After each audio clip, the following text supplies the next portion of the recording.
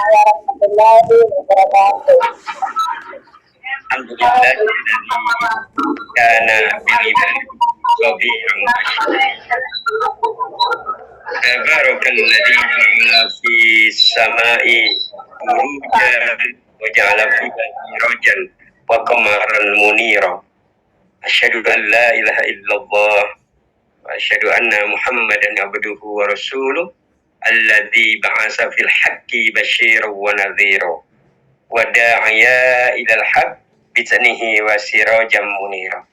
Allahumma salli wa sallim ala nabiyyina Muhammadin wa ala alihi wa sahbihi ajma'in wa sallimu tasliman katsira. Amma ba'd. Fa ya ayyuhal hadirun muslimin al-kiram rahimakumullah.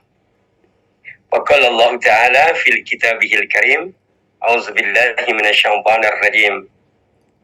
Awalam yatafakkaru fi anfusihim ma khalaqallahu as-samawati wal arda wa ma bainahuma illa bil haqqi wa ajalin musamma wa inna katsiran minan nas bi liqa'i rabbihim lakafirun. Aku disangkana syakirin walhamdulillahi rabbil alamin. Baik para santri yang mulia, alhamdulillah di tanggal 22 Sya'ban ini sampai waktu hari ini Allah masih memberikan kita keberkahan hidup yang banyak. Kenapa sih kita butuh keberkahan?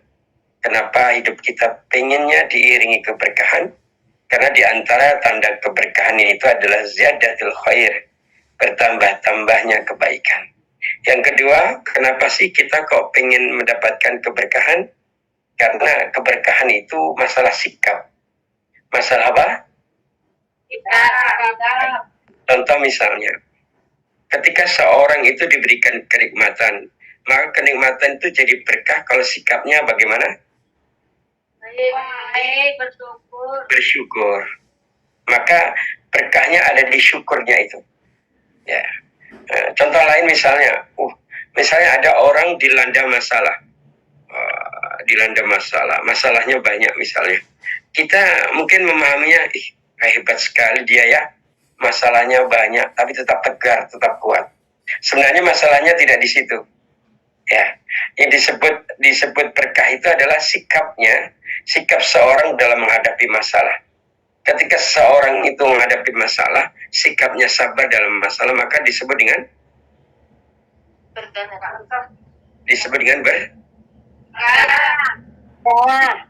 Sekali lagi, keberkahan itu pertama bertambahnya kebaikan, yang kedua keberkahan itu terletak pada sikap.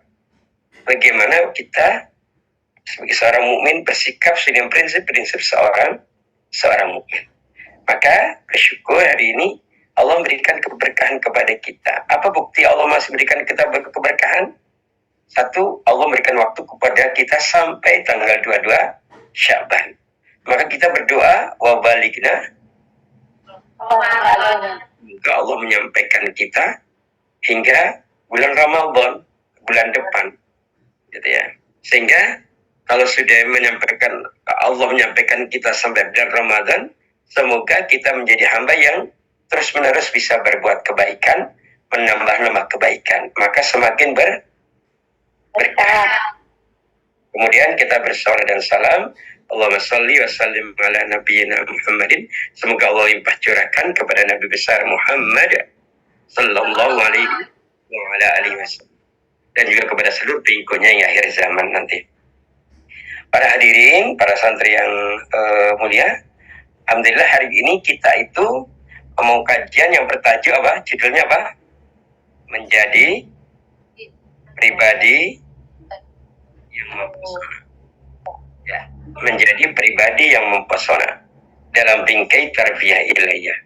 Berarti kalau pribadi yang mempesona dalam bingkai tarbiyah ilahiyah itu yang dimaksud apa? Yang dimaksud dari pribadi yang memiliki keimanan yang mempesona. Gitu. Ya.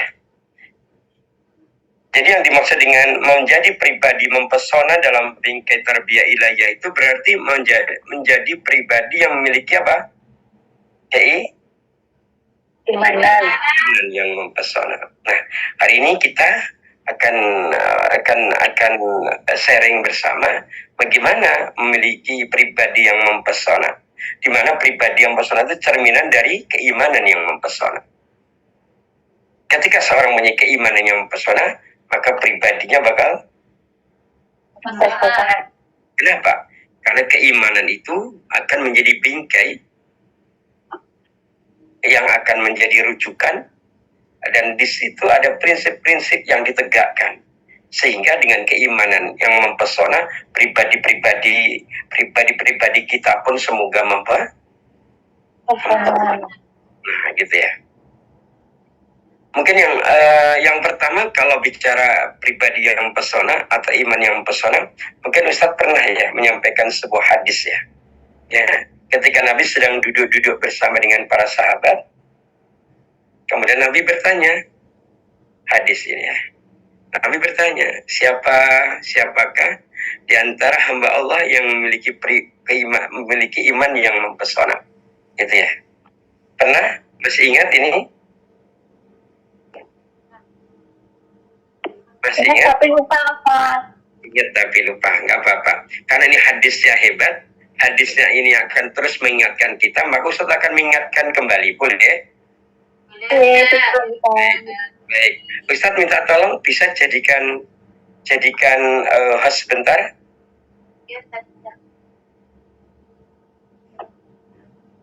Ya, kita akan bersama-sama mulai membahas menjadi pribadi yang mempesona dalam bingkai tarbiyah ilahiyah ini dengan hadis ini. Sebentar, Ustadz lagi on the way dari Hong Kong ke Solo untuk menjadi host.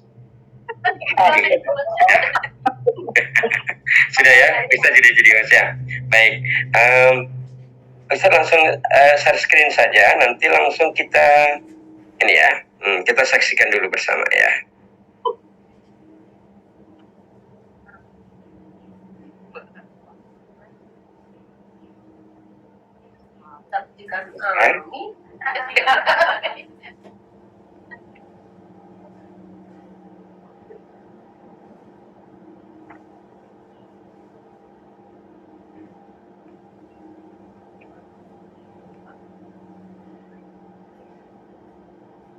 Baik, coba di ini apakah sudah tampil?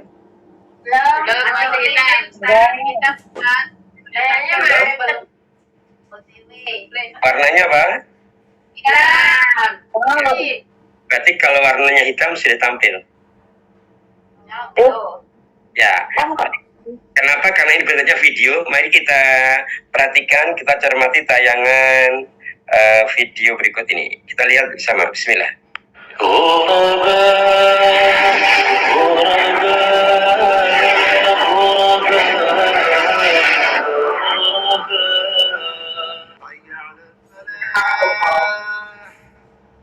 حي على الفلاح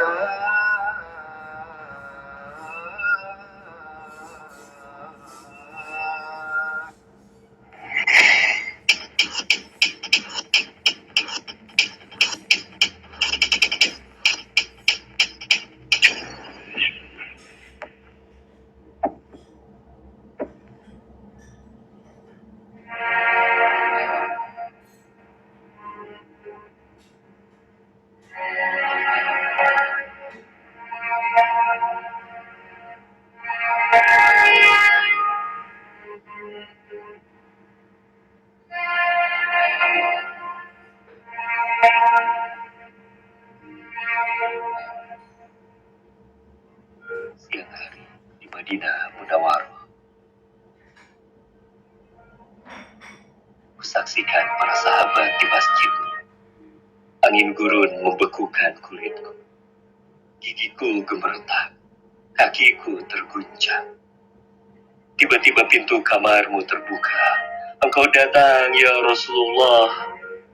Kupandangi wajah kita.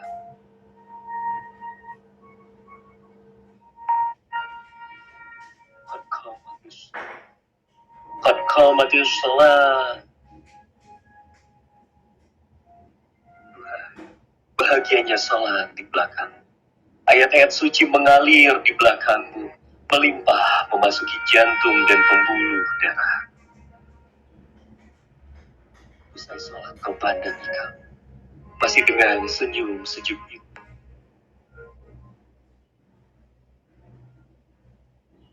Tak mungkin ingin ku benamkan setetes diriku dalam samudra dirimu.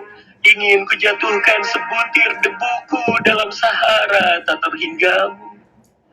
Ku dengar kau berkata, siapa makhluk yang imannya paling mempesona? Malaikat.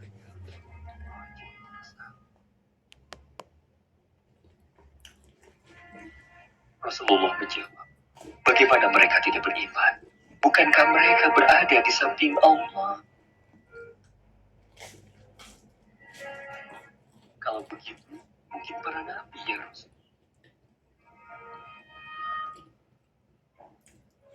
Rasulullah menjawab, bagaimana para nabi tidak beriman? Bukankah kepada mereka wahyu Allah turun?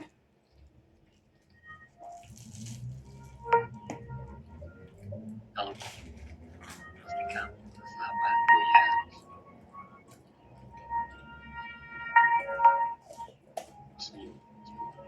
Bagaimana kalian tidak beriman? Bukankah aku berada di tengah-tengah kalian? Kalau begitu, siapa mereka ya Rasul? Langit Madinah, bumi Madinah ini.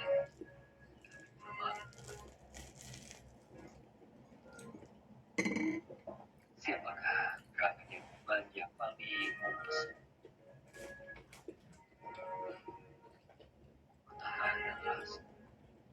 Hentikan detak jantung. Mendengar sabda.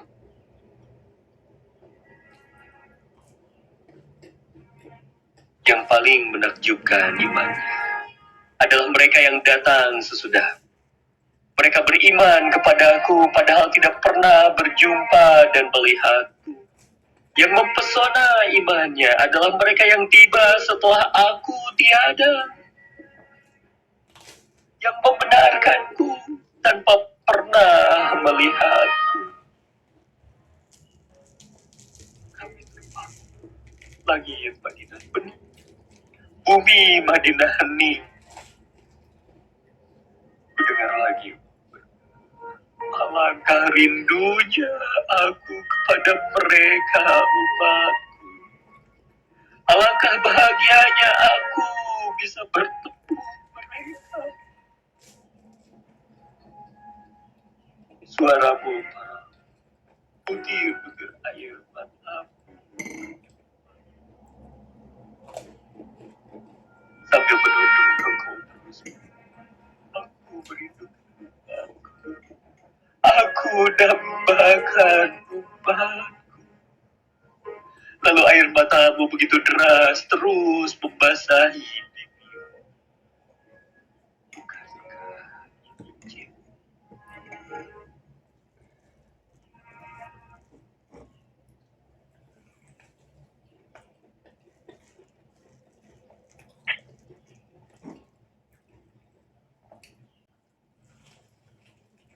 Baik, para santri yang mulia.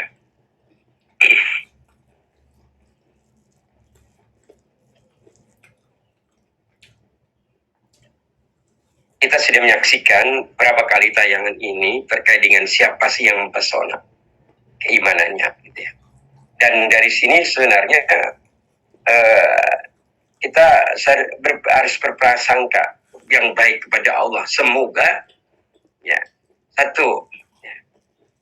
Kalau tadi disampaikan bahwa mereka yang imannya yang paling mempesona adalah mereka yang datang sesudah Rasulullah tiada, kemudian membenarkan Rasulullah. Mereka yang datang sudah Rasulullah tiada, tapi mereka terus mengikuti sunnah-sunnah Rasulullah. Gitu. Dari dua ini, Ya, pertama, ciri pertama, orang yang datang sudah Rasulullah tiada, kita masuk di dalamnya. Yang kedua, orang yang tidak pernah bertemu dengan Rasulullah tapi membenarkan Rasulullah, semoga kita termasuk yang itu.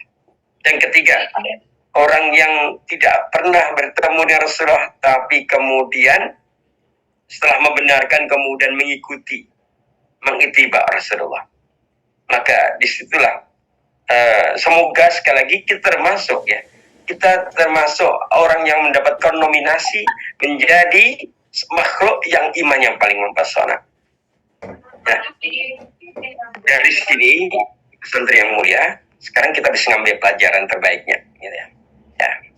Maka kita akan mulai membahas tentang bagaimana menjadi pribadi yang mempesona dalam bingkai tarbiyah ilahiyah itu, ya.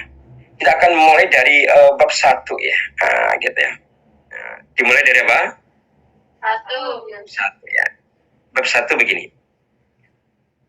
Berarti kalau kita tadi kategorinya apa kita? Kita mendapatkan nominasi sebagai apa? Ya, makhluk yang imannya paling mempesona. Ya, kita amini bersama. Amin. Allahumma amin. Ya, gitu. Ya, kalau kita berharap seperti itu adalah harapan yang hebat, harapan yang baik, gitu. Harapan yang mempesona pula. Mungkin tidak ada orang memiliki harapan seperti itu. Mungkin ada di belahan bumi yang lain, gitu. Tapi kita hari ini kita berharap menjadi makhluk yang disebutkan oleh Nabi sebagai makhluk yang memiliki iman yang mempesona. Nah, gitu ya. Bagaimana cara memiliki iman yang mempesona? Pertama, ini ya, kita harus berusaha menjadi manusia super sebenarnya. Pertama gimana? Jadi manusia yang super senang. Ya, super dalam tanda kutip, ya. Super dalam tanda kutip. Ya, gitu ya. Pemahaman kita begini, hadirin yang dimuliakan Allah. Tentunya menjadi manusia yang sempurna memang tidak mungkin. Akan tetapi menjadi manusia yang mampu menjadi rujukan manusia di zamannya dan menjadi rujukan generasi-generasi sesudahnya, maka itu tidaklah mustahil. Gitu ya. Menjadi manusia super dalam tanda kutip ini bukan untuk urusan keren-kerenan. Bukan untuk urusan viral-viralan. Bukan untuk urusan biar banyak mendapatkan pujian. Tapi ini semata-mata demi teraihnya nilai plus di sisi Allah.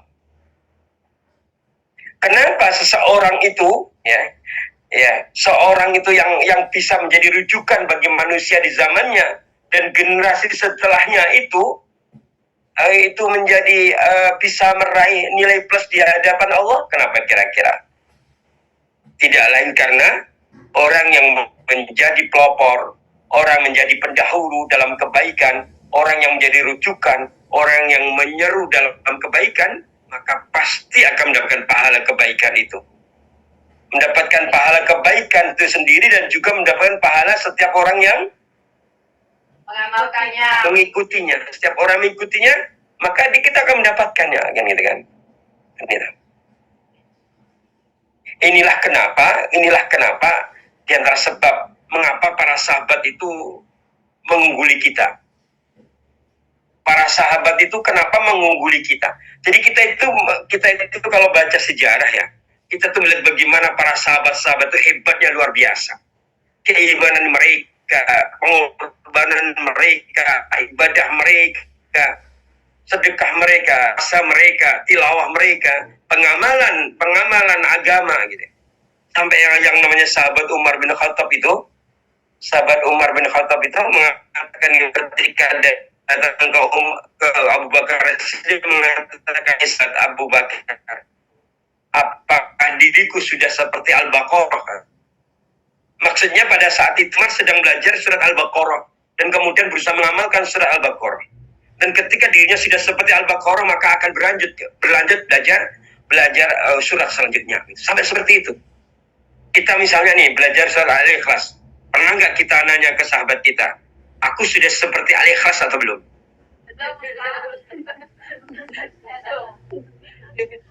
Gitu ya.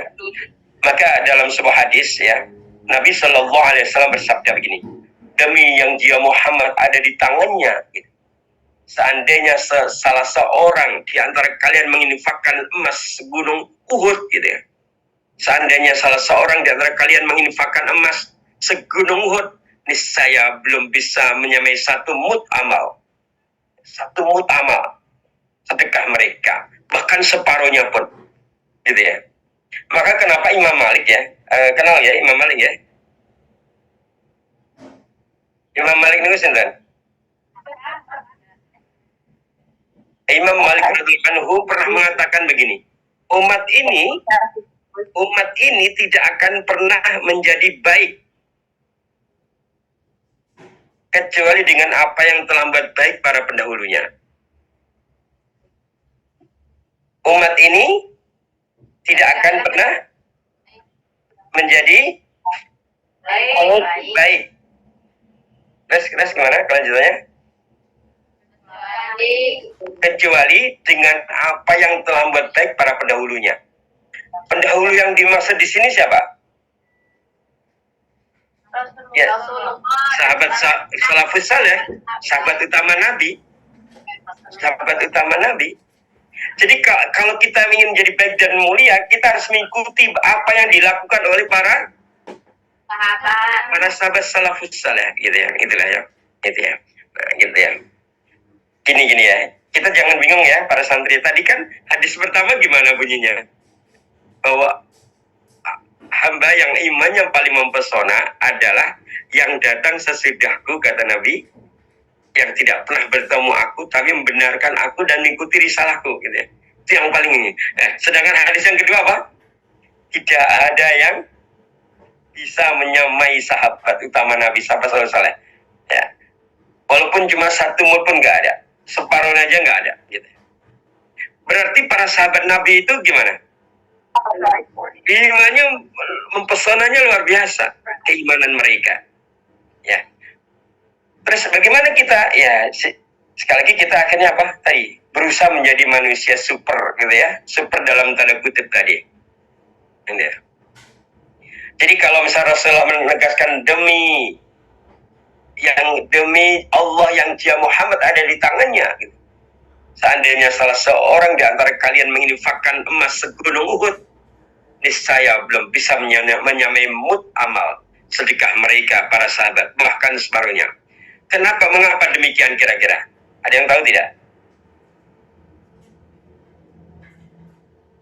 Ada seorang ulama, Ibnu Daqiq Al-Aid, beliau menegaskan gini, salah satu sebabnya karena mereka, ya, para sahabat salafus saleh itu memiliki ilmu yang bermanfaat. Ketika seorang di kolong langit ini melakukan kebaikan, ada sahabat Nabi Sallallahu Alaihi Wasallam tetap mendapatkan pahalanya. Dan ini berlaku hingga hari ini hingga hari kiamat nanti, gitu ya. Jadi dulu sahabat itu mengajarkan kepada sahabat mengajarkan kepada tabiin mengajarkan kepada tabiin sampai generasi ketiga, mengajarkan sampai ulama-ulama sampai hari ini, gitu ya. Maka ilmu itu akan menjadi bermanfaat. Nah, ketika ilmu menjadi bermanfaat, maka para sahabat pun akan merasakan fadilah atau kebaikan di dalamnya.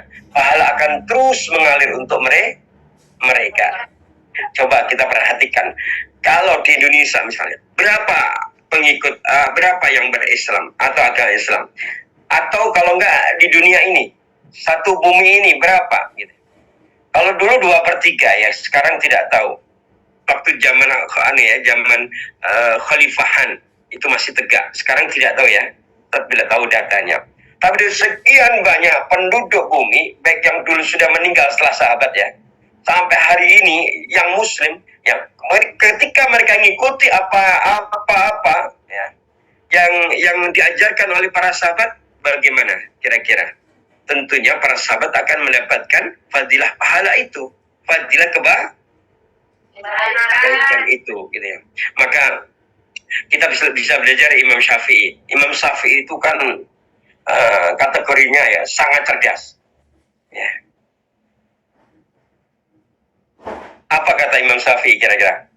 Aku ingin orang-orang mengambil ilmu dariku tanpa menisbahkan itu mengalamkan ilmu itu dariku, gitu. Jadi gini loh, Imam Syafi'i itu pengen ngomong begini, aku pengen semua orang ngambil ilmu dari aku, tanpa dia harus ngomong ke orang-orang, aku dapat ilmu dari Syafi'i, gitu.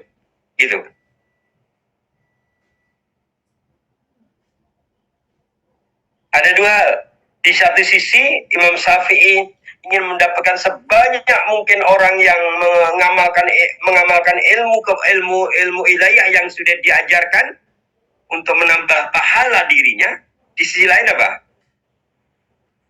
Imam Syafi'i itu tidak pengen viral, tidak pengen terkenal, gitu ya. Gitu ya. Mungkin dalam hati ya dengan kalimat tadi saya ngomong gini, ada urusan apa aku dengan hal yang viral gitu ya. Tapi toh ternyata kok juga viral gitu. Imam Syafi'i itu sangat viral loh. Di kalangan para penuntut ilmu sangat viral Imam Syafi'i itu. Betul tidak? Iya. Sampai sekarang aja kita sebutkan. Coba. Padahal kita nggak kenal loh Imam Syafi'i. Jadi kan ada yang kenal ya? Oh, Mas Syafi'i itu kan? Oh, Mas Syafi'i itu nggak tahu di mana rumahnya.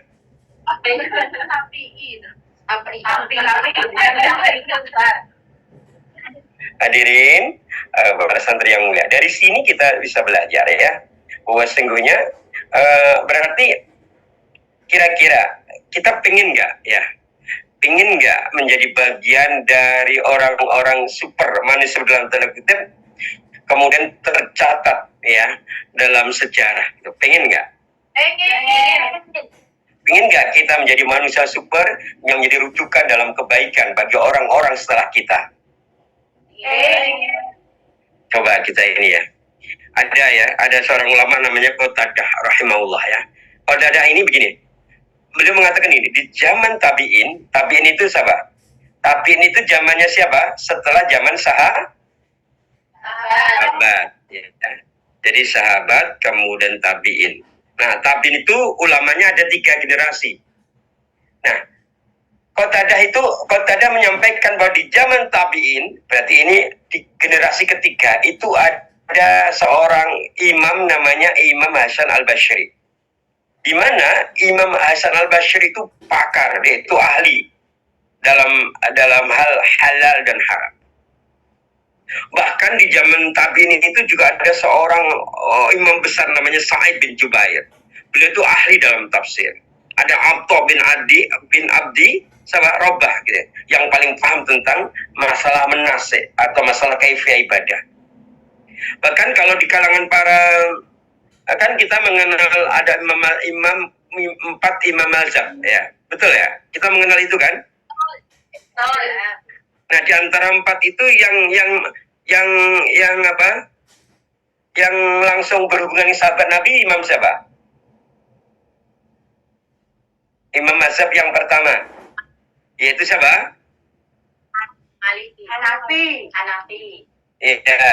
Ya, namanya siapa? Imam Abu Hanifah. Hanafi.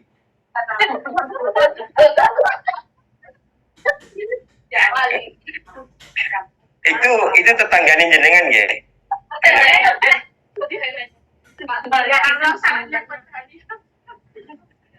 Jadi Imam Hanafi ini termasuk Imam Hanafi. Aduh, saya ngikutin jenengan. Imam Abu Hanifah ini adalah imamnya para fuqaha. Kenapa coba? Satu, beliau itu ulama ahli fikih.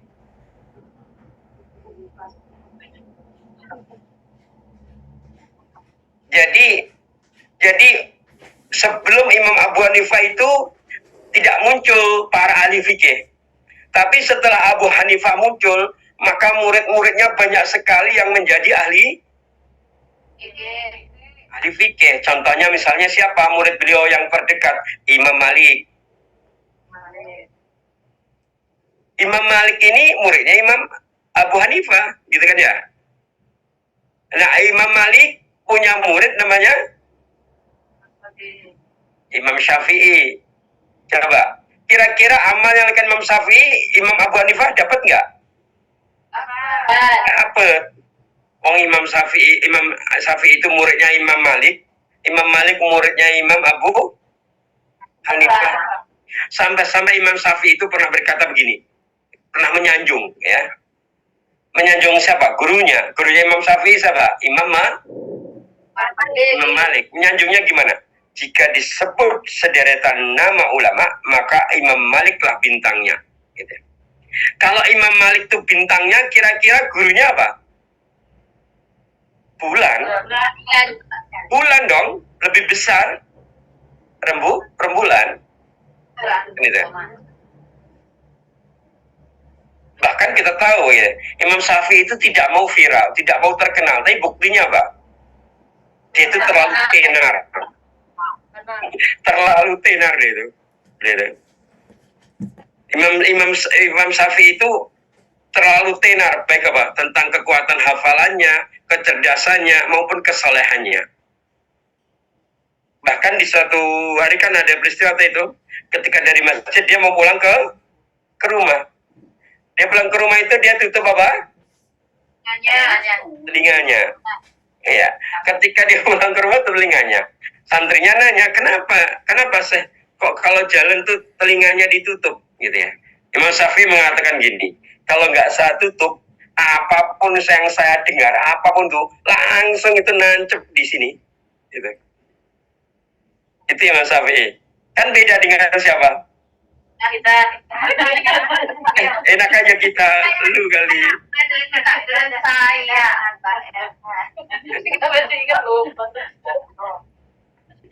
Jadi dia itu nggak sengaja mendengar apapun langsung terekam di sini dengan baik, hafal betul kita Bapak itu. Maka dia nggak ingin mendengar sepanjang jalan, nggak ingin mendengar suara-suara di jalan gitu. Kita sering mendengar, ya. Aslinya kita misalnya sering mendengar pun kita udah gimana kita? Ya kadang tertancap, kadang tertancap, kadang tercabut lagi.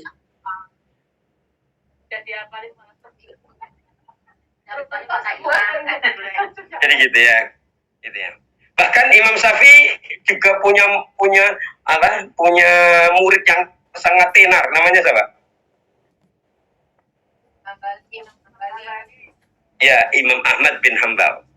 Jadi pada saat itu ya Imam Ahmad bin Hambal itu namanya sangat viral, sangat terkenal. Tetapi karena tidak seperti zaman sekarang, di zaman sosial media sekarang, jadi foto beliau itu kan kalau zaman sekarang bisa terpampang di mana saja toh. Sehingga orang itu mengenal tidak hanya namanya tapi juga wajahnya gitu. Tapi di zaman dulu itu tidak. Nama Imam Ahmad bin Hambal terkenal namanya, tapi banyak orang yang tidak tahu wajahnya kayak apa. Kan ada kisah tentang Imam Ahmad itu dari Irak ya, kemudian menuju ke sebuah daerah gitu ya, yang ternyata dia perjalanan nggak tahu, dia tiba-tiba ada semacam ilham, dia harus melakukan perjalanan sehingga kemudian dia harus ketemu tukang roti itu loh. Nah itu kan, ketika berada kemudian ketika dia tua itu, ketika istirahat di masjid, diapain sama penjaga masjidnya? Keluar gitu. Ya keluar gitu. Terus kemudian dia saya itu orang jauh, saya mau istirahat, kata penjaga masjid, keluar nggak boleh tidur di masjid. Kemudian ketika duduk di teras juga diusir. Coba, kenapa penjaga masjid itu tahu Imam Ahmad bin Hambal namanya, tapi nggak tahu orangnya. Coba kalau tahu sudah dia akan dihormati saat itu. Itu kan? Betul atau betul? Dan Imam Ahmad pun tidak mengatakan, aku itu loh Ahmad bin Hambal. Tidak mengatakan begitu ke tukang penjaga masjid. Gitu kan? Masya Allah ya. Maka ada ulama setelah Imam Ahmad namanya Ar-Razi. Ar-Razi rahimahullah, beliau itu mengatakan begini, bahwa Ahmad bin Hambal itu hafal 1 juta hadis. Berapa? 1 juta hadis. Ya tadi. Menjadi manusia-manusia super itu dalam rangka agar kita menjadi pribadi yang mempesona. Gitu ya. Maka setelah itu, setelah Imam Ahmad bin Hambal, kemudian ada lagi nggak imam-imam yang lain? Ada. Siapa? Setelah Imam Ahmad bin Hambal yang muncul imam-imam muhadisin. Ya, imam-imam ahli hadis siapa? Ada Imam Bukhari, ada Imam Muslim, ada Abu Dawud, ada Imam Tirmidzi dan lain-lainnya.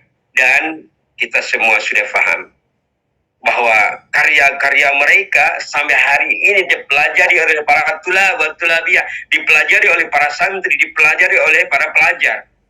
Dan tentunya mereka mendapatkan kebaikan-kebaikan itu, mendapatkan kebaikan yang banyak, gitu ya. Gitu ya. Nah, misalnya begini ya. Kalau begitu nih ya. Kalau gitu kita boleh nggak punya obsesi, punya keinginan untuk menjadi orang yang super, boleh nggak? Boleh. Bahkan ini tidak hanya diperbolehkan, tapi kalau ada pertanyaan, bisa nggak kita menjadi orang super? Jawabannya gimana? Iya, tentunya kita jangan seperti orang-orang yang sukanya membuat alasan-alasan dan semua alasan itu bentuk pesimistis dalam dirinya. Kemudian dia berburuk sangka terhadap dirinya, gitu ya. Dia merasa tidak mampu, merasa pasrah, merasa kerdil. Kemudian mereka sengaja membunuh potensi yang telah Allah berikan kepadanya, gitu. Kan jika seseorang gini ya, ada nasihat begini, pandangan negatifmu terhadap dirimu sendiri menyebabkan kerendahanmu, dan pandangan positifmu terhadap dirimu sendiri menjadi sebab kesuksesanmu, begitu. Jadi sekarang tinggal kita itu bagaimana memandang diri kita, gitu ya. Ini bukan persoalan ujub, bukan persoalan sum'ah, bukan persoalan takabur, bukan persoalan riya loh ya. Tapi persoalan bagaimana kita itu menjadi pelopor ke dalam kebaikan, sehingga kita itu mendapatkan kebaikan-kebaikan walaupun kita sudah meninggal. Jadi gitu ya. Maka kalau sudah begini ya kalau tadi ada nasihat, pandangan negatifmu terhadap dirimu sendiri menyebabkan kerendahanmu, dan pandangan positifmu terhadap dirimu sendiri menjadi sebab kesuksesan. Ya. Dari sini selayaknya kita sebagai seorang muslim, orang yang beriman, memiliki cita-cita yang luhur. Kita punya keinginan mendapatkan derajat yang tinggi dalam al-ilmu wa taqwa. Kita ingin mendapatkan derajat yang tinggi kaitannya dengan ilmu dan ketakwaan, gitu. Maka kita harus punya obsesi, punya keinginan dan cita-cita yang tinggi, gitu. Maka ada asar dari sahabat Umar bin Khattab, beliau mengatakan bahwa janganlah engkau rendahkan cita-citamu. Sungguhnya aku tidak melihat orang yang lebih malas dari orang yang rendah cita-citanya. Gitu. Misalnya ada kalimat, "Tat, aku sudah tua." Nah, itu namanya merendahkan diri. Itu memandang dirinya secara negatif. Bagaimana seorang itu tidak malas? Bagaimana seorang itu tidak mau untuk melejitkan potensi dalam dirinya kalau dia memiliki apa tadi? Cita-cita yang rendah. Udahlah, aku kayak gini-gini aja nggak apa-apa. Udah, Kira-kira dia itu akan berusaha untuk upgrade diri, mengupgrade nggak? Enggak. Dia tidak update, tidak upgrade. Dia tidak akan bergerak, dia tidak akan berkarya, dia tidak akan beraktivitas dengan target yang hendak diraihnya, gitu ya. Yo, bagaimana mungkin dia mau bergerak, dia tidak memiliki tujuan, dia terendah cita-citanya, begitu ya. Begitu hadirin yang dimulakan Allah Subhanahu Wa Taala. Maka sebagai seorang mukmin prinsipnya adalah tidak ada alasan untuk pesimis. Kita harus begitu. Kenapa? Karena Allah itu telah memberikan semua fasilitas, semua instrumen yang sangat lengkap. Kita itu diberikan oleh Allah hari ini ulama-ulama yang hebat loh. Hari ini kita bisa belajar dari Ibnu Qayyim al-Jauziyah, kita belajar dari Ibnu Hajar al-Asqalani, kita bisa belajar dari imam ulama-ulama besar hari ini. Kita bisa belajar. Kita itu dikaruniai oleh sahabat-sahabat yang hebat tuh yang hadir sekarang. Kalau sudah seperti itu ya, punya sahabat hebat, punya ulama-ulama hebat, kemudian punya keluarga-keluarga yang hebat. Apa? Iya, di sana. Nah, kalau sudah ada itu semua, apa alasannya untuk kita tidak optimis? Nggak ada alasannya, gitu ya. Gitu ya. Coba sekarang Ustaz mau nanya. Panjenengan kan kalau dalam An-Nahl ayat 78 ya. Surat apa? An-Nahl ayat 78 itu kan gini kan, bahwa akhraja min butunihim ummahatikum, kan gitu ya. Bahwa Allah mengeluarkan kita dari perut ibumu dalam keadaan la ta'lamuna syai'a, gitu ya. Tidak mengetahui apapun, gitu. Kemudian Allah memberikan kepada kita pendengaran, penglihatan, dan hati agar kamu bersyukur, kan itu ya. Kita lihat manusia super yang namanya Imam Syafi'i ketika lahir bukan dalam kondisi sudah hafal juz amma. Imam Ahmad ketika lahir bukan dalam keadaan sudah hafal hadis arba'in, gitu kan. Tapi orang-orang super ya di zamannya, mereka itu lahir dalam keadaan sebagaimana An-Nahl 78, mereka tidak tahu apa-apa. Dan sudah pasti kita pun juga lahir dalam keadaan la ta'lamuna syai'an. Sama mereka. Memulainya sama. Yang bedakan apa coba?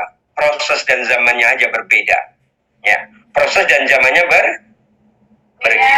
Maka ayo sekarang, ayo kita itu mulai untuk membangkitkan obsesi. Kita harus punya obsesi.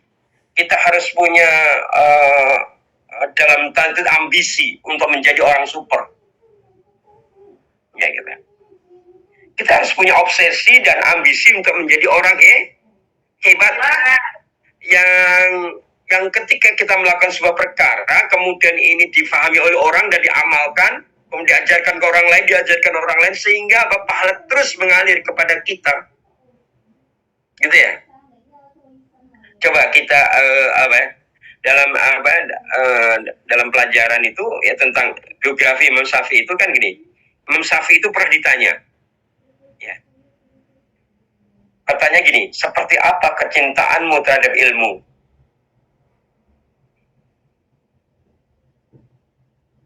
Jawabannya Imam Syafi'i gimana? Imam Syafi'i ditanya kan, seperti apa kecintaanmu terhadap ilmu? Maka beliau menjawab, ketika aku mendengarkan suatu ilmu yang belum pernah ku dengar sebelumnya, rasa-rasanya ku ingin seluruh anggota tubuhku memiliki pendengaran sehingga bisa merasakan kenikmatan sebagaimana kenikmatan yang dirasakan oleh telingaku. Gitu. Masya Allah ya. Jadi Imam Syafi'i itu, ya, Imam Syafi'i itu kalau Imam Syafi'i itu kalau misalnya ditanya bagaimana kecintaanmu terhadap ilmu, jawabnya gitu. Dia merasakan kenikmatan yang luar biasa, gitu. Dan dia pengen kenikmatan dirasakan tidak hanya telinganya, tapi seluruh apa? Anggota tubuhnya. Itu ya, itu. Kalau panjenengan pripun? Bagaimana kecintaanmu terhadap ilmu? Jawabannya gimana jenengan? Yang jujur. Biasa aja tetap. Malah udah bosen tak? Banyaknya data. Ya. Tetapi maksudnya itu lama deh, karena sudah usianya Ustaz masuk. Ya, alasan terus. Tapi itu sudah saya terbaik, Ustaz. Ya, gak apa-apa. Semoga ngelesmu itu membahagiakanmu. Oke, kita lanjutkan. Kemudian Imam Syafi'i ini terkait obsesi ya. Kemudian Imam Syafi'i ditanya lagi. Pertanyaan, jadi Imam Syafi'i ditanya, seperti apa obsesimu terhadap ilmu? Kemudian Imam Syafi'i menjawab, saya ingin merasakan dan mengumpulkan semua ilmu serta merasakan beragam kenikmatan sebagaimana orang-orang ini mengenyam berbagai kenikmatan dan mengumpulkan beragam gemerlapnya duniawi. Jadi Imam Syafi'i itu kalau terhadap ilmu obsesinya tinggi sekali. Bahasanya ilmu itu bagi dia seperti hidangan lezat dan pengen dia makan dengan rakus. Tuh. Maka dalam biografi beliau itu Imam Syafi'i itu gurunya 500. Jenengan gurunya berapa?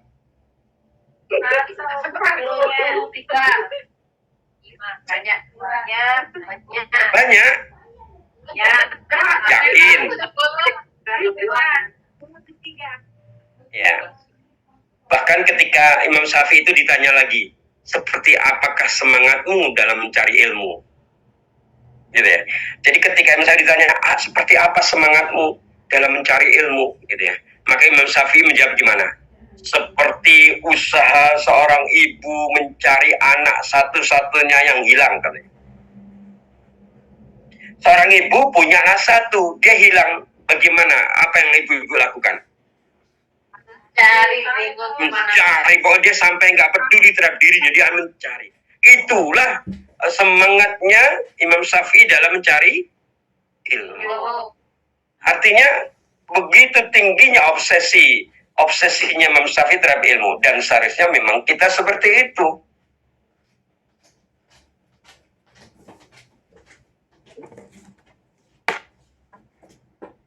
Menuju tangga atau menuju derajat yang tinggi.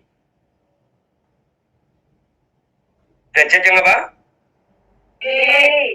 Yang tinggi, derajat yang tinggi. Jadi kita. Baik.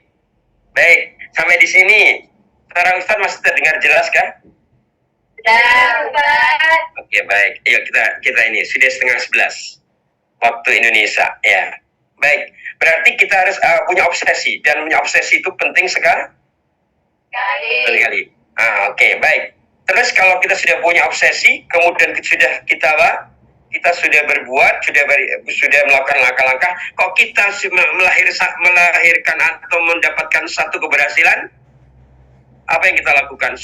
Kira-kira kalau kita sudah berhasil melakukan kebaikan satu, kita puas nggak dengan kebaikan yang satu itu? Tentunya kita harus punya karakter, kita nggak puas walaupun sudah berhasil satu. Pasti kita ingin berhasil yang lainnya, menambah keberhasilan dalam bidang kebaikan yang lainnya, gitu ya. Karena ketika seorang itu puas hanya dengan satu kebaikan, satu keberhasilan, justru itu adalah kelemahan dirinya, gitu ya. Ya, gitu ya. Hadirin yang dimuliakan Allah Subhanahu wa taala. Maka dari sinilah ada ini ya. Kita bisa belajar dari seorang ini ya. Kalau tadi kita sudah belajar dari imam empat ya, 4 imam mazhab. Kemudian kita sudah para ulama muhaddisin ya. Sekarang ulama-ulama al-ilmu. Kita sedikit, mungkin jenengan pernah dengar Ibnu Jauzi misalnya. Siapa? Ibnu Jauzi. Ini Bukan Ibnu Qayyim al-Jauziyah, Ibnu Jauzi. Ya, beda itu ya. Ya, yaitu Ibnu Jauzi sama Ibnu Qayyim al-Jauziyah itu orang yang berbeda. Ya, tapi dia sama-sama ulama besar. Nah, Ibnu Jauzi ini beliau itu memiliki cita-cita yang besar. Sampai dia tidak ingin membiarkan satu jenis keutamaan pun terlewatkan selagi ia mampu. Kemudian ketika gini, sampai-sampai ketika dia melakukan perjalanan, melakukan apa? Perjalanan. Contoh misalnya nih, dari Nurpoint ke Kos BP naik bus, gitu ya. Gitu. Ya, naik apa? Ya wes, ntar boleh naik tank boleh, terserah. Jangan. Ya. Ketika dari Nurpoint ke Kos BP, gitu ya, Ibnu Jauzi itu begini, pernah saat ngelihat gitu, lihat, wih, itu gedungnya bagus sekali ya. Dia baca nama gedung, lewat lagi, itu gedungnya cakep sekali ya. Itu kayaknya enak banget kali ya kalau di dalamnya gitu. Nah, ketika itu tiba-tiba habis itu dia sadar, ya, sadar. Setelah itu dia merasa kerugian yang teramat sangat. Dia itu merasa terlewatkan, ya, sekian waktu terlewatkan untuk melakukan keutamaan, untuk memikirkannya itu dia. Jadi perjalanan lihat sesuatu dia komen. Ya, siapa nggak lihat apa? Lihat wall di Facebook. Scroll terus, dikomenin. Itu ada loh orang kayak gitu ya.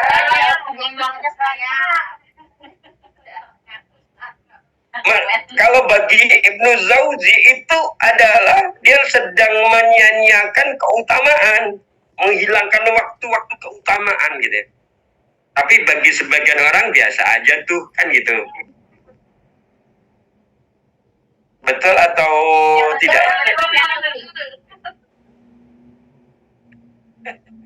Jadi gitu. Baik, dari sini sekali lagi kita bisa belajar lebih jauh lagi ya. Terus bagaimana coba kita lihat ya. Kan tadi Ibnu Jauzi itu ya? Dia itu punya obsesi dan cita-cita yang sangat tinggi. Kita mungkin bisa belajar dari beliau. Beliau mengatakan gini, maka jadilah dirimu seorang yang kedua kakinya berpijak di atas tanah, akan tetapi cita-citanya menembus bintang soraya di langit. Dia bilang gitu. Gitu ya. Jangan sampai dalam hati bilang, masa iya aku mampu. Nah, itu merendahkan ya. Kemudian Ibnu Jauzi melanjutkan, jika engkau mampu untuk melampaui seluruh ulama dan orang-orang yang juhud, maka lakukanlah. Gitu. Karena sesungguhnya mereka adalah para ulama-ulama itu lelaki, kata Ibnu Jauzi. Dan engkau pun lelaki. Jadi Ibnu Jauzi sedang memberikan apa? Dia itu sedang menasihati dirinya. Maka tidaklah pemalas itu bermalas-malasan, melainkan karena rendahnya keinginan dan remehnya cita-citanya gitu ya. Kemudian Ibnu Jauzi melanjutkan ya. Perhatikan ini, ketahuilah sungguh ya. Engkau berada pada medan pertempuran, sedangkan waktu akan berlalu dengan cepat. Maka janganlah engkau larut dalam kemalasan. Tak ada satu keutamaan itu dapat terluput, melainkan disebabkan oleh kemalasan. Dan tidaklah seorang dapat meraih apa yang dicapainya, melainkan karena kesungguhan dan tekadnya yang bulat. Gitu. Maka pernah saya sampaikan bahwa dalam kemarin ketika bicara tentang kesabaran, bahwa ternyata ya dalam kajian pengurus ya, malas dan mengeluh ya, maka apa dua-duanya? Miftah kulli syarrin, kunci tiap-tiap keburukan. Malas dan gampang ngeluh, dikit-dikit curhat, dikit-dikit ngeluh. Hey guys, sedih banget aku hari ini guys. Langsung pasang status di mana sedih di semua platform sosial media yang dia punya.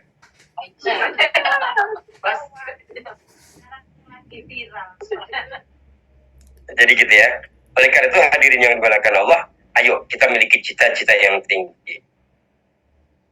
Insya Allah cita-cita yang itu akan melahirkan kebaikan yang banyak. Baik. Oke, sudah ya. Cukup itu. Terus yang kedua, kita masih yang kedua. Sudah itu ya. Yang pertama tadi adalah kita menjadi manusia super, kemudian memiliki obsesi dan cita-cita yang tinggi. Ya. Jadi manusia super, kemudian memiliki apa tadi? Obsesi dan cita-cita yang tinggi. Ya, obsesi dan cita-cita yang tinggi. Oke, baik ya, sudah ya.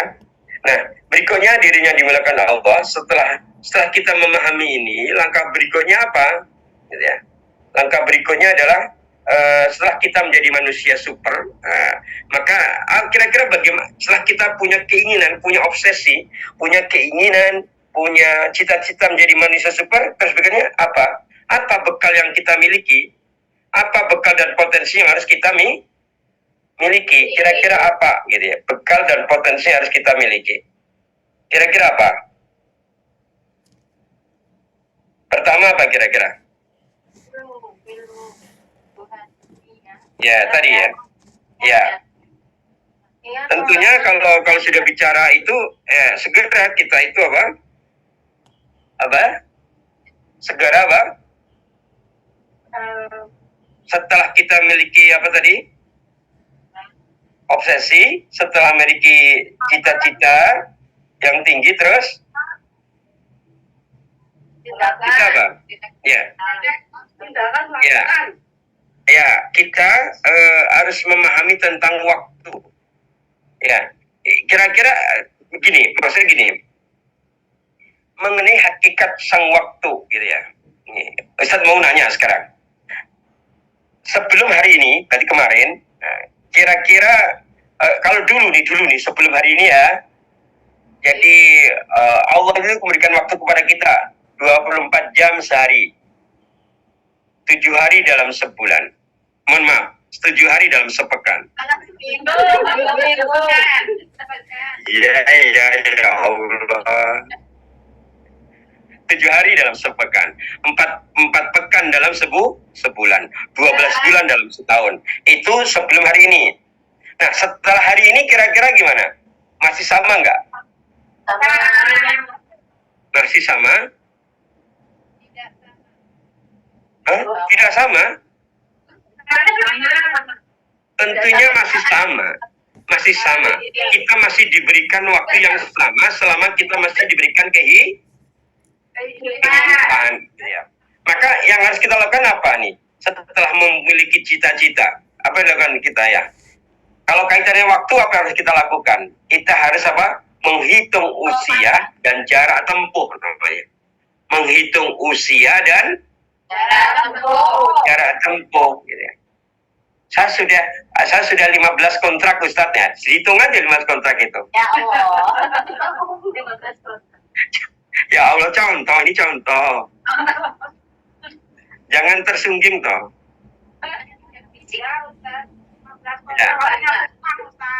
Ya.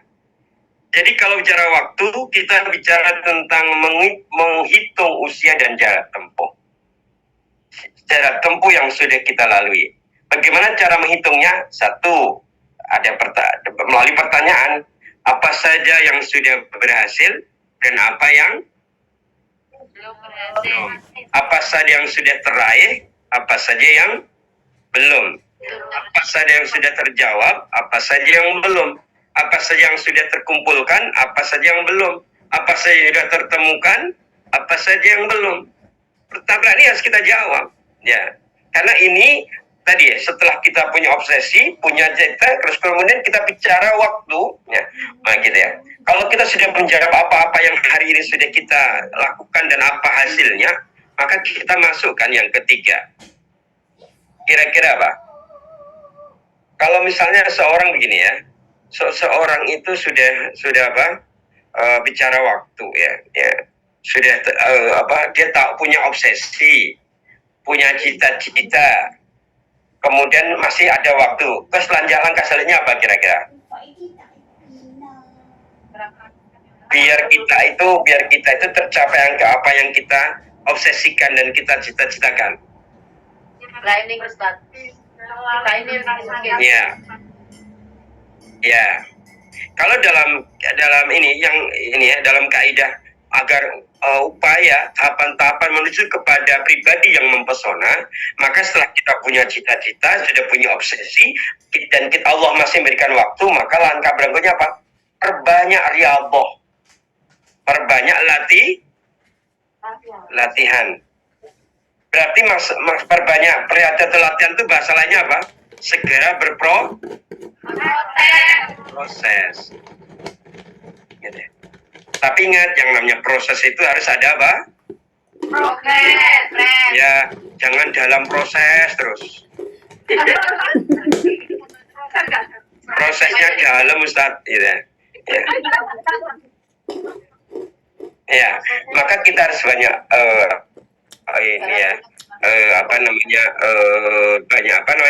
banyak apa? Latihan. Ayo sekarang mulai banyak latihan sekarang. Gitu ya. Ada sebuah kitab namanya Tarikh Baghdadi ya. Ada kitab namanya Tarikh Baghdadi, sejarah kota Baghdad. Ya. Dalam kitab itu dijelaskan ya, pada suatu kali Imam Bukhari ya kan diundang untuk datang ke kebun salah seorang sahabatnya. Tatkala tiba di waktu zuhur, beliau memimpin mereka untuk sholat.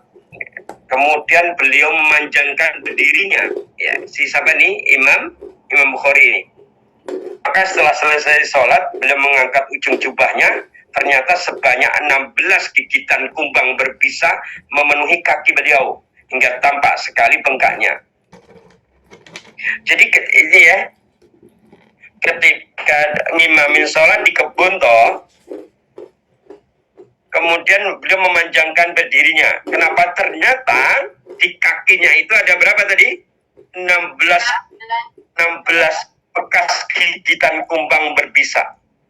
Kemudian sahabat yang tadi ngundang berkata, mengapa engkau tidak membatalkan saja sholatmu ketika kali pertama merasakan gigitan? Apa jawaban dari Imam Bukhari? Imam Bukhari menjawab, karena ketika itu saya sedang membaca satu surah dalam Al-Quran dan saya ingin sekali menyelesaikannya. Gitu.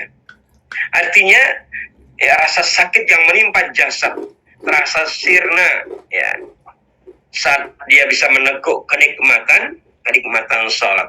Ketika dia bisa meneguk kenikmatan membaca kalam Allah, saat itulah dia merasakan kekuatan jiwanya, ya, sehingga kekuatan jiwa itu mampu untuk membuat jasad itu bertahan dalam ketaatan. Walaupun tadi digigit berapa tadi? 16 kumbang, dan kumbang berbisa. Jadi kayak gitu.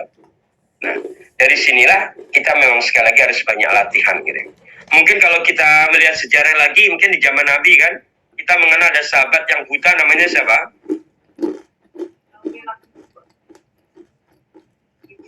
Siapa? Abdullah bin Umi Maktum. Beliau itu ketika datang ke Nabi, ya, di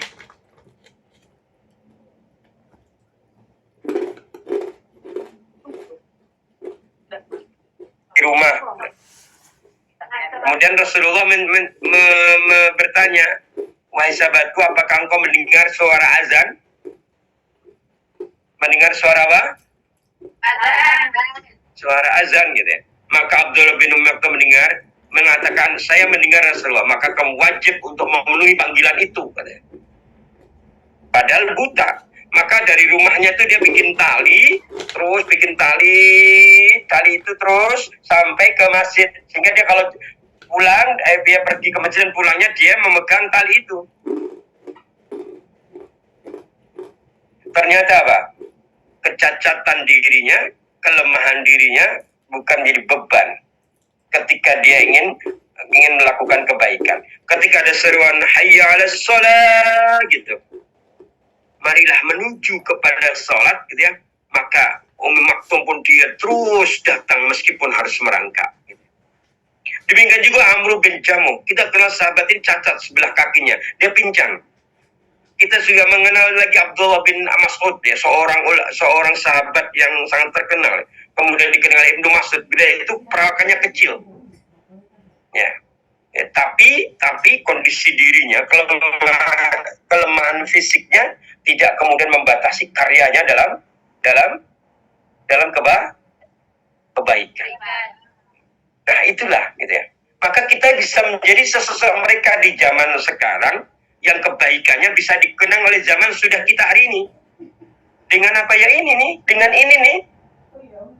Selama kita hari ini masih bisa berkarya dalam kebaikan, selama hari ini Allah masih menganugerahkan kita bergabung dalam barisan kebaikan di Cahayaku misalnya, ayo kita manfaatkan sebaik-baiknya. Karena belum tentu ada kesempatan lagi di hari-hari yang akan datang. Maka para santri yang mulia, kita harus banyak latihan, ya. Kita harus banyak melakukan riyadhah jiwa, olahraga jiwa. Kita harus banyak latihan dan sebagainya. Nah, kemudian setelah kita latihan, kemudian apa yang harus kita lakukan? Kita bagaimana menjadi pelopor kebaikan. Menjadi pelopor kebaikan. Menjadi pelopor kebaikan itu apa? Artinya? Mengajak orang yang Selalu mengajak. Ya. Jadi menjadi pelopor kebaikan itu namanya sabiquna bil khair. Bagaimana dia terdepan dalam kebaikan dan mengajak orang lain dalam kebaikan, mengajak orang lain dalam kebaikan, gitu ya. Kan gitu ya. Kan ada riwayat tentang Abu Thalhah ya. Kan Nian kenal betul Abu Thalhah. Kenal? namanya Ustaz. Abu Thalhah itu orang mana? Tangga, bukan. Bukan namanya Toha. Ayah saya Ustaz. Tetanggaku ya Ustaz. Jadi ini udah cukup. Ustaz tahu kalau ayahmu Toha. Baik. Abu Thalhah ini adalah sahabat Nabi, tapi beliau itu orang Ansor. Berarti orang Ansor itu di mana? Di Yasrib. Atau di Madinah. Nah, Abu Thalhah itu sahabat Ansor yang kaya raya. Beliau itu punya kebun banyak, asetnya banyak. Dari sekian aset yang banyak ini, ya, beliau itu ada yang disukainya kebun, namanya kebun Bayroha. Apa kebun apa? Bayroha. Ini terletak di depan Masjid Nabawi. Nah, Nabi biasa masuk dan minum air di kebun itu. Gitu. Dan itu Abu Thalhah seneng kalau pas lewat mau ke masjid misalnya gitu, Nabi itu masuk ke kebun dan minum air di kebun itu, Abu Thalhah seneng sekali. Gitu. Bahkan Abu Thalhah mengatakan, saya seolah-olah dia tidak ingin didahului orang lain, gitu ya. Maksudnya ketika kalau pelopor kebaikan itu, kalau sudah bicara kebaikan, saya pengen yang paling ke depan, gitu ya. Makanya kalau disuruh kebaikan, aja kamu lah, aja aku terus.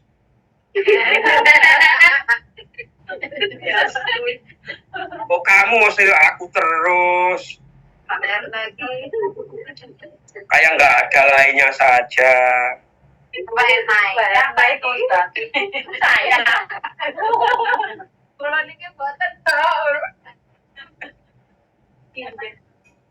Maka begini, kan pada saat itu kemudian turun ayat surat Al-Imran 92. Ayo dibaca coba. Surat ketiga ayat 92.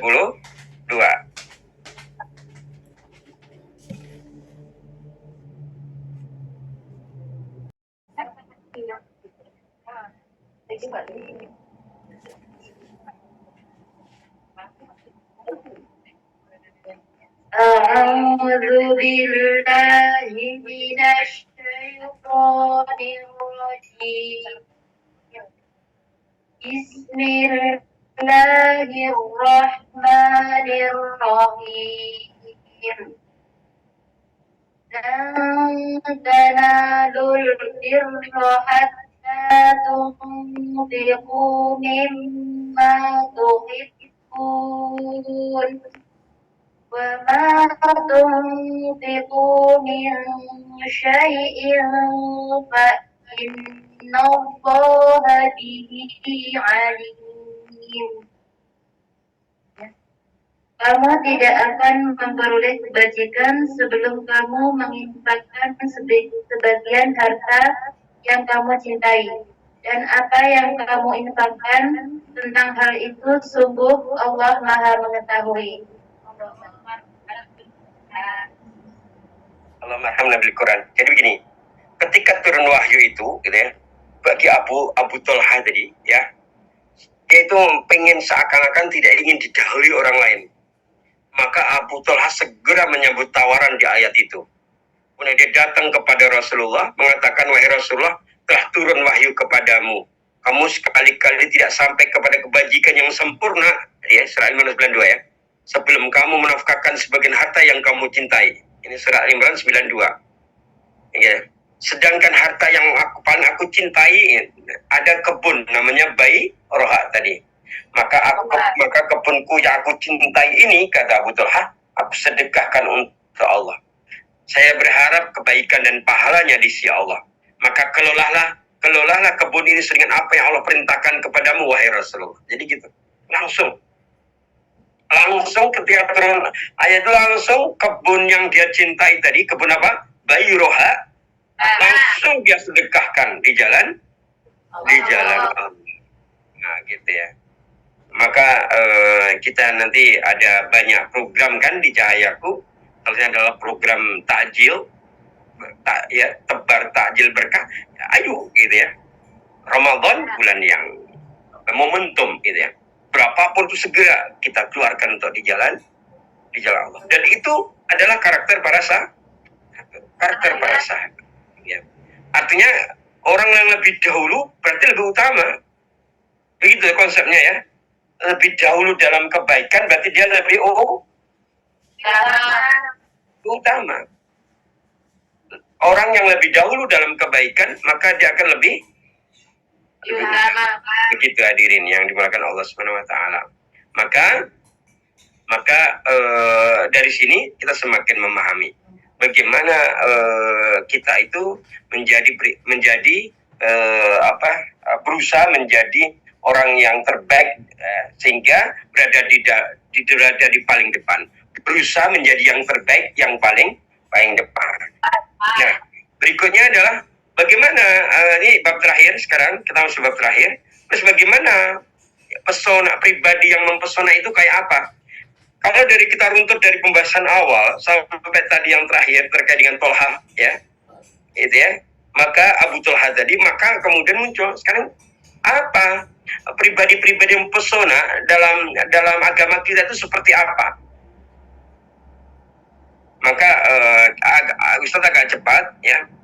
Ada banyak kriteria di dalam Quran maupun Sunnah kaitan dengan pribadi-pribadi yang mempesona itu. Ya, hari ini mudah-mudahan bisa Ustaz jelaskan secara singkat ya 10. Kalau enggak 5 gitu ya. Pribadi yang mempesona. Pertama, ternyata pribadi yang mempesona itu digambarkan oleh Nabi adalah pribadi emas. Pribadi seperti apa? Seperti emas. Jadi Rasulullah menggambarkan seorang mukmin itu kepribadiannya seperti laksana emas. Emas itu gimana? Nilai kemuliaan tak akan berubah meski diperlakukan bagaimanapun di atasnya. Emas itu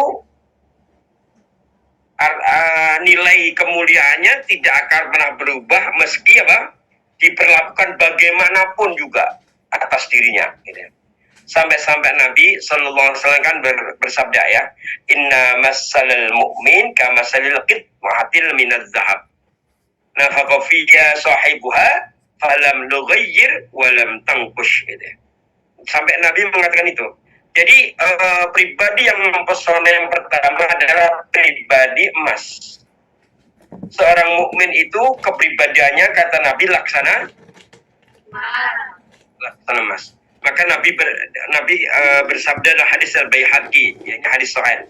Perumpamaan orang mukmin sejati itu seperti emas. Emas itu bila dibakar tak akan berkurang dan tak akan berubah. Begitulah seorang mukmin ketika di tengah masyarakat yang soleh dan mencintai kebaikan. Begitulah seorang mukmin yang memahami berharganya sebuah akhlak gitu ya. Disitulah akhirnya akhlak menjadi panutan. Kita mengenal bagaimana para sahabat dengan akhlak yang sangat mulia. Oke, itu yang pertama. Jadi pribadi yang mempesona itu seperti emas, kata Nabi. Ya, dia akan tidak berubah. Kemuliaan tidak berubah. Dicaci maki apapun, dihinakan apapun, dia tidak akan merubah kemuliaan dirinya. Yang kedua, pribadi mempesona itu kata Nabi seperti lebah. Seperti apa? Lebah, ya. Maksudnya apa seperti lebah itu? Iya. Jadi kan ada hadis riwayat Ahmad, juga Al-Hakim, juga Al-Bazar ya. Tikroinya ada 3. Rasulullah SAW bersabda, "Walladzi nafsu Muhammadin biyadihi, inna masalul mu'minin laka masalil nahlah. Akalat tayyiban, wa wada'at tayyiban, wa waqa'at ala 'udin, falam taksir, wa lam tufsid." Gitu ya, Nabi. Demi yang jiwa Muhammad berada di tangannya, di tangan Allah, sungguhnya perumpamaan seorang mukmin itu seperti lebah. Lebah itu bagaimana? Akalat tayyiban, kalau makan makanan yang baik-baik. Wawaddu'at tayyiban, kalau mengeluarkan sesuatu yang baik-baik. Wawaqa'at ala 'udin, walam taksir, kalau dia hinggap di sebuah hinggapnya di tempat yang baik dan tidak akan falam taksir walam tuksid, ya. Dia itu tidak mematahkannya dan tidak merusaknya, gitu ya. Jadi seorang mukmin itu oleh Nabi diibaratkan lebah, ya. Ya tadi digambarkan Nabi kalau memasukkan ke tubuhnya hal yang baik, mengeluarkannya hal yang baik, hinggap di sebuah tempat atau berada di sebuah tempat, dia tidak mematahkan, berarti tidak membuat rusak masyarakat itu, gitu ya. Dan tidak membuat hancur masyarakat itu. Gitu ya, hadirin yang dimuliakan Allah Subhanahu wa taala. Jadi yang kedua apa? Pribadi yang melaksanakan kedua? Seperti lebah. Yang ketiga, Nabi menjelaskan kepada kita pribadi mempesona, ya Pak, ya. Sebentar, Ustaz izin boleh minum. Sebentar ya. Oke. Monggo Ustaz kopinya tindernya.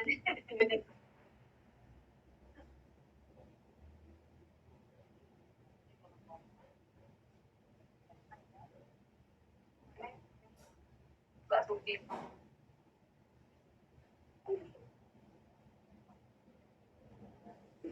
Baik, kita lanjutkan ya. Jadi tadi yang ketiga apa? Belum, Ya, yang ketiga adalah pribadi yang mempesona. Nabi menggambarkan bahwa orang mukmin itu layaknya pohon kurma. Pohon kurma itu pribon. Pribon pohon kurma itu tidak gampang tumbang.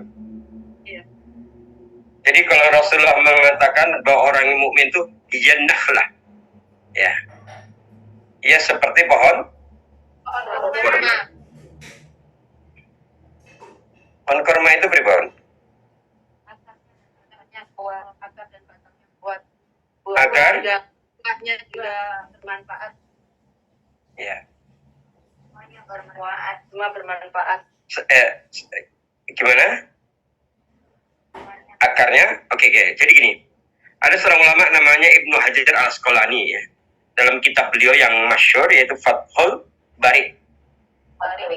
Beliau menjelaskan ya bahwa persamaan orang mukmin itu seperti kurma. Ini didasarkan dari sebuah hadis ya dari Al Haris bin Abi Usama. Jadi gini, beliau mengatakan dalam hadis sesungguhnya permisalan seorang mukmin itu seperti permisalan pohon yang tidak gugur daunnya. Pohon yang tidak gugur daunnya. Kemudian beliau melanjutkan, tahukah kalian pohon apakah itu pohon yang tidak gugur daunnya itu? Maka mereka menjawab tidak tahu. Lalu beliau ya Ibnu Umar menjawab, ia adalah pohon kurma. Pohon kurma itu tidak gugur daunnya dan seorang mukmin tidak gugur doanya. Begitu. Masya Allah, tabarakallah. Ya, seorang mukmin itu ini ya luar biasa itu. Bahkan ayo kita lihat ya. Ibnu Qayyim al-Jauziyah dalam kitab Miftah dari Sa'adah ya. Ibnu Qayyim al-Jauziyah dalam kitab Kunci ya, Rumah Kebahagiaan ya. Beliau menjelaskan bahwa karakter pohon kurma itu satu tidak menggugurkan daunnya, menunjukkan apa? Sifat konsisten. Konsisten. Bahasa agamanya istiqomah. Ya, istiqomah. Di mana kurma menjadikan daun sebagai pakaian dan perhiasan, tidak gugur baik di musim dingin maupun di musim panas. Jadi kurma ini pohon batangnya menjadikan apa? Menjadikan daunnya sebagai apa? Seperti apa tadi? Pakaian dan perhiasan. Ini kurma, ini pohonnya, ini batangnya, kemudian daunnya sebagai apa tadi? Pakaian dan perhiasan dirinya. Dan pohon ini, daun ini tidak gugur baik di musim dingin maupun musim panas. Begitulah seorang mukmin, senantiasa konsisten, ya, konsisten untuk menjadi orang yang bertakwa kepada Allah. Bahkan takwa itu menjadi apa? Libas takwa, menjadi pakaiannya, ya, menjadi perhiasannya hingga menghadap Rabbnya. Kemudian seperti pohon kurma itu tangguh dan sabar menghadapi terpaan angin. Begitulah seorang mukmin. Seorang mukmin tetap teguh menghadap badai cobaan. Ya. Dia tidak terlena ketika dapat pujian dan tidak berkecil hati ketika dapat celaan. Gitulah. Kurma itu senantiasa prima. Ya. Jadi dia itu dia itu prima itu dia tidak gampang sakit menghadapi semua musim. Tidak seperti kadang ada orang kan musim panas sakit, musim dingin itu dia. Jadi kan sudah paham betul gitu ya. Nah, gitu ya. Maka akhirnya dalam Al-Quran itu kan Allah mensifati pohon kurma itu dengan apa? Syajaratun thayyibatun. Syajarah thayyibah. Pohon yang baik. Pohon yang baik. Ya. Itu yang keberapa itu? Ketiga. Yang keempat yuk. Ya, agak cepat waktunya sudah hampir habis. Yang keempat adalah seorang mukmin itu memiliki kepribadian yang pesona. Di antaranya apa? Orang mukmin itu pribadinya mulia seperti buah yang harum dan manis rasanya. Buah yang harum dan manis rasanya, gitu ya. Kira-kira apa itu? Buah yang harum dan manis rasanya itu buah apa?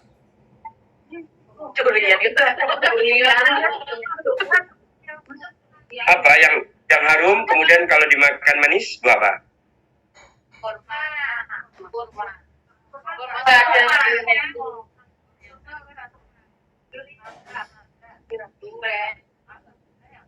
Yang ada di Arab dan yang ada di Arab bisa buah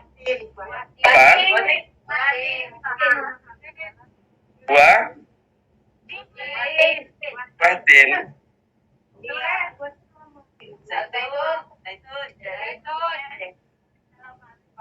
Zaitun apa wangi?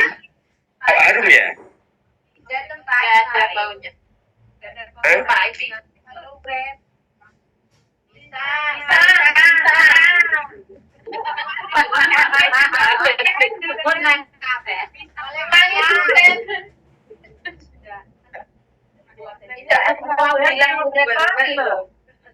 Buah yang harum dan apa?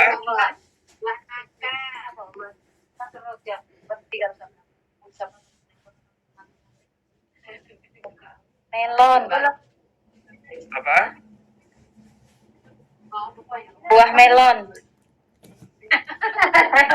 Melon. Melon itu apa anu? Apa harum? Harum Ustaz. Hmm?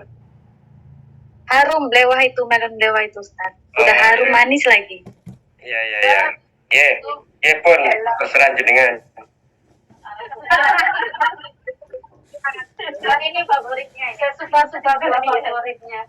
Jadi gini. Ini apa sih yang dimaksud dengan buah yang harum dan manis rasanya? Ini kaitan dengan kualitas dan tingkatan kemuliaan seorang mukmin. Nah, itu diukur dari sejauh mana dirinya itu terhadap orang lain. Maka Nabi menegaskan bahwa seorang mukmin yang baik itu ketika mukmin yang lain selamat dari tangannya, gitu kan? Selamat dari lisannya, semangat dari perilakunya, kan gitu. Nah di sini maksudnya buah yang harum dan manis rasanya ketika kita menempatkan diri sebagai sahabat yang soleh, itu kepribadiannya. Coba ya, coba perhatikan. Kalau di sisi lain yang apa tadi harum dan manis rasanya ini pasti banyak disukai dan orang pasti tertarik karena ada harumnya tadi. Sama-sama manis, maka orang akan tertarik yang mana? Yang harum atau tidak? Itulah, gitu ya. Yang harum. Iya, itulah. Maka oleh karena itu kepribadian yang mempesona dalam tarbiyah ilah itu adalah ketika pribadi seorang muslim itu seperti buah yang apa tadi? Harum. Ya, aromanya harum dan manis rasanya, gitu ya. Oke, kemudian kita masuk yang keberapa ini? Yang kelima. Ya. Nah, yang kelima itu adalah ini. Kepribadian mempesona itu pribadi yang kalau yang keempat kan tadi pribadi seperti buah yang harum manis rasanya. Nah kalau yang kelima ini pribadinya pribadi yang harum, dia itu pribadinya wangi kemudian mau menyebarkan wewangian.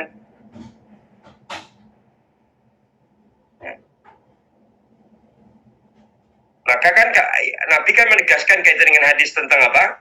Teman yang baik. Nabi membedakan antara teman yang baik dan teman yang buruk. Pernah ya? Ini hadis ini masyhur ya. Masyhur ya. Hadis ini dalam muttafaqun alaih ya. Jadi Rasulullah menegaskan gini, masal jalis salih wasawi kahamilil misk wa nafikhil qisa, gitu ya. Jadi perumpamaan teman yang baik dengan teman yang buruk itu seperti penjual minyak wangi dan wanafikil kir, apa itu? Pandai besi. Iya. Fahamil mis, kalau kita duduk dengan penjual minyak wangi apa? Imma an yuhdiyaka, maka kita akan wangi. Iya, betul. Wa imma an taita'a minhu, kalau kita duduk bersama dengan ini pandai bersih gimana? Panas. Terus Kena apinya. Panas. Ya orang baunya tidak sedap kalau orang Baunya tidak sedap. Jawa, nah ngomongnya sangit. Tentunya kita sering mendengar hadis ini dan sering membaca hadis ini, gitu ya. Ya, Pak ini ya. Cuma memang kita harus memahami ya bahwa teman itu, sahabat itu akan memberikan warna dalam kehidupan kita. Sahabat itu akan memberikan warna terhadap perilaku kita. sahabat itu akan berikan warna terhadap kesukaan-kesukaan kita. Awalnya kita nggak suka minum minyak zaitun misalnya, gitu ya. Tapi karena kita bertemu orang suka minum zaitun, maka dia akhirnya ada minyak langsung dia minum gitu. Dan begitu seterusnya. Berarti apa? Teman kita itu mempengaruhi kepribadian kita. Maka agar kita itu mampu mempengaruhi kepribadian yang baik kepada orang lain, maka kita itu harus wangi, setelah itu menebar wangi dan menebar wewangian. Jadi gitu ya. Hadirin yang dimuliakan Allah, dan yang berikutnya yang keenam, ini terakhir aja ya. Sudah jam 12 menit ya. Pribadi yang luhur laksana tanah yang subur. Itu yang keenam. Jadi pribadi yang mempesona itu yang luhur. Luhur itu apa sih? Yang Kalau orang bilang ada nilai luhur, berarti apa luhur itu? Ada luhur. baik akhlaknya ya. Ya, luhur itu Sesuatu. akhlaknya, apalagi? Kepribadiannya. Ya, kepribadiannya, apalagi? Perkataannya. Ya, apalagi? Tingkah lakunya dan seterusnya ya. Jadi ternyata memiliki pribadi yang luhur laksana apa? Tanah yang subur. Tanah yang subur. Kata Nabi gitu kan?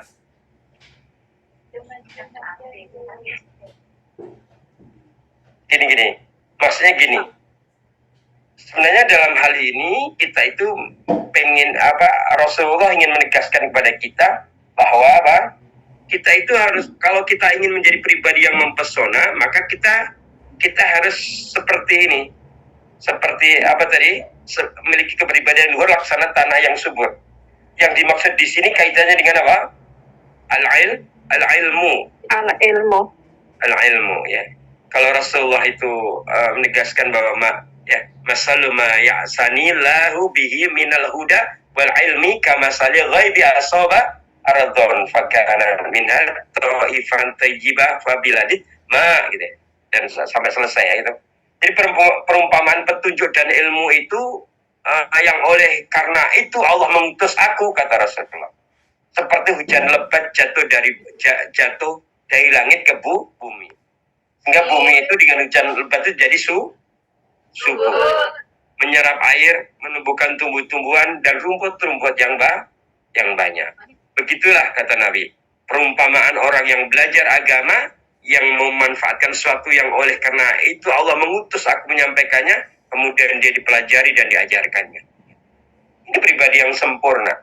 Ketika dia itu tak berhenti untuk terus berbekal, tak berhenti untuk terus untuk memperbaiki diri, tak pernah berhenti untuk terus-menerus membuka cakrawala hati dan pikirannya untuk memasukkan cakra-cakra kebaikan yang baru, sehingga dia terus memperbaiki diri, semakin baik, semakin dewasa, semakin teduh, semakin baik, semakin dewasa dan seterusnya. Baik, hadirin yang dimuliakan Allah, dan masih banyak lagi kaitannya pribadi yang mempesona. Tapi dari 6 ini ya harapannya kita sudah punya gambaran seharusnya apa yang harus kita lakukan. Sebaiknya bagaimana kita, apalagi hari ini kita dalam rangka menyebut bulan suci Ramadan ini, harapannya ini kita di bulan Ramadan ini menjadi bulan yang terindah dalam kehidupan kita. Bulan yang agung, bulan yang terus di dalamnya kita bisa melakukan kebaikan-kebaikan yang banyak. Baik, mungkin begitu yang bisa saya sampaikan pada kesempatan hari ini. Untuk kajian kita hari ini, sekali lagi selamat bagi panjenengan untuk memasuki syahrul Ramadan. Kita perbanyak amalia-amalia bulan Ramadan, dan kita sukseskan program-program yang sudah disepakati di manajemen yang menjadi program Rumah Cahayaku, gitu ya. Ya, semoga sekali lagi Allah mudahkan segalanya. Amin.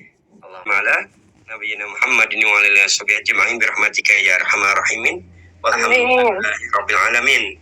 حمدا الشاكرين حمدا النائمين حمدا يوافي نعمه يكفي مزيدا يا ربنا لك الحمد كما ينبغي لجلال وجهك وعظيم وكريم سلطانك ربنا آتنا في الدنيا حسنة وفي الآخرة حسنة وقنا عذاب النار ربنا لا تزغ قلوبنا بعد إذ هديتنا وهب لنا من لدنك رحمة إنك أنت الوهاب ربنا ظلمنا أنفسنا وإن لم تغفر لنا وترحمنا لنكونن من الخاسرين ربنا آتنا من لدنك رحمة وهيئ لنا من أمرنا رشدا ربنا أفرغ علينا الصبر وثبت أقدامنا وانصرنا على القوم الكافرين ربنا ما خلقت هذا باطلا سبحانك وقنا عذاب النار ربنا تقبل منا إنك أنت السميع العليم وتب علينا إنك أنت التواب الرحيم ربنا هب لنا من أزواجنا وذرياتنا قرة أعين واجعلنا للمتقين إماما ربي هب لي من الصالحين يا الله ربي هب لي حكما والحكمة بالصالحين ربي اجعلني مقيم الصلاة ومن ذريتي ربنا وتقبل دعاء أعوذ بكلمات الله التامة من شر ما خلق أعوذ بكلمات الله التامة من كل شيطان وهمة ومن كل عين لمة سبحان ربك رب العزة عما يصفون والسلام على المرسلين الحمد لله رب العالمين. Amin. Demikian yang bisa saya sampaikan. Saya kembalikan ke pembawa acara. Wa'afu minkum fastabiqul khairat bilai sabilil haq. Wassalamualaikum warahmatullahi wabarakatuh. Waalaikumsalam warahmatullahi wabarakatuh. Atur suwun Ustaz.